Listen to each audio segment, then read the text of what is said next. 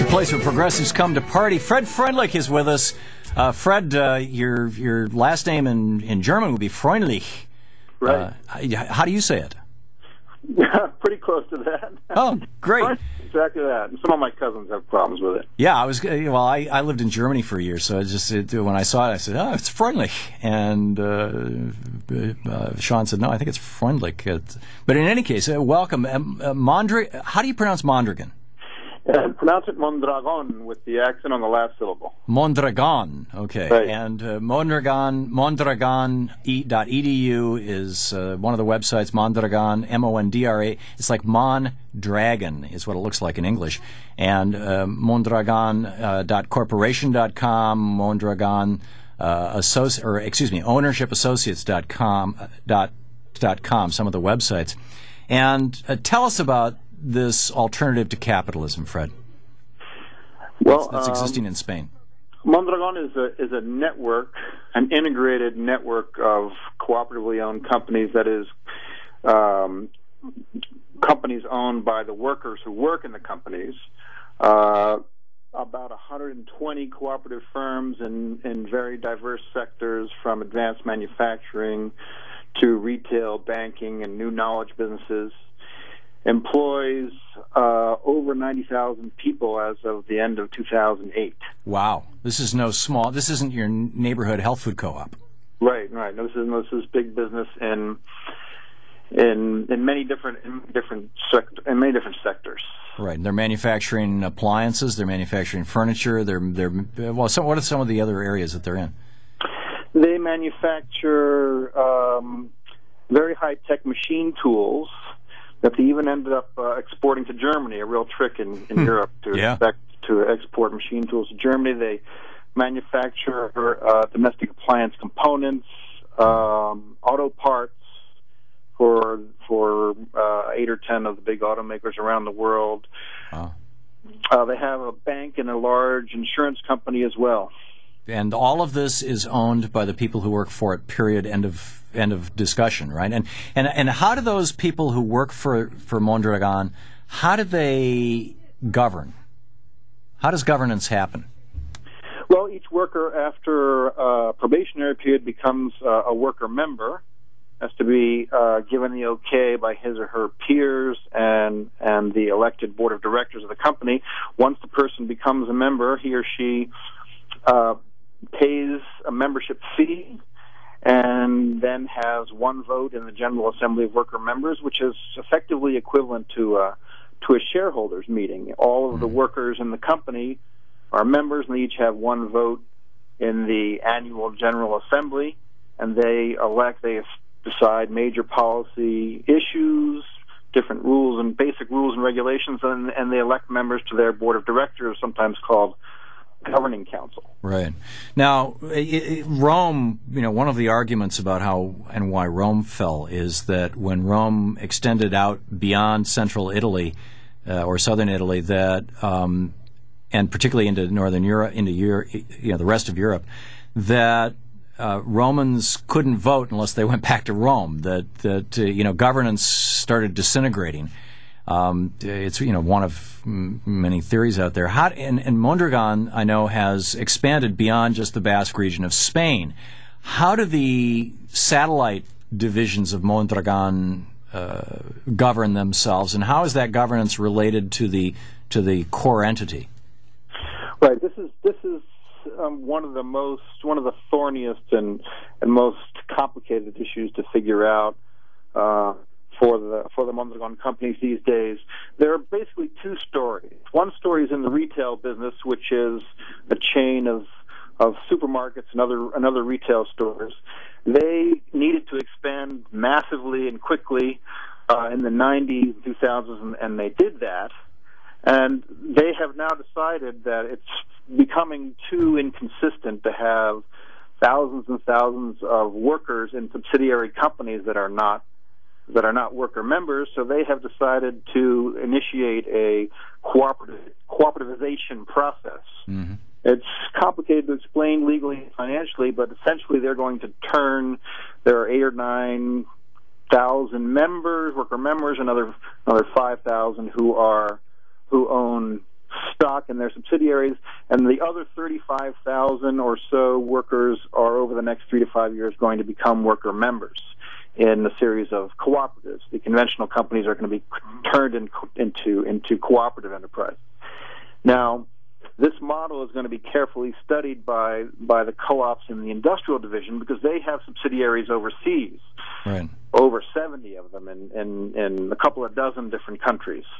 They're going to look hard at this model and try to figure out how to adapt it to the different legal circumstances in each country, to the different financial situation of each of the subsidiaries, and to the cultural circumstances in the various countries, which are very different from those in the Basque Country and very different from one another. Right. So the let's say I work at one of the Mondragon businesses. Mm-hmm. My boss is decided by who? Or by whom?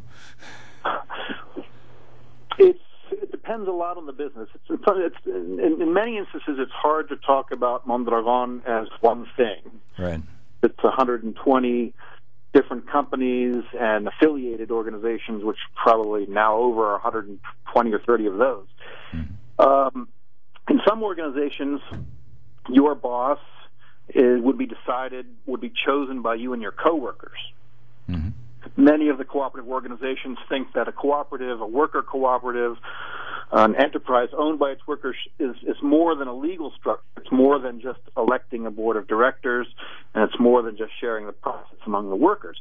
It's a way of working together, doing business, managing an organization. So in those cooperatives, you and your coworkers in your work area or your work team, depending on how work is designed, you would elect a coordinator, or I hesitate to call it a supervisor because it's not a traditional supervisory role.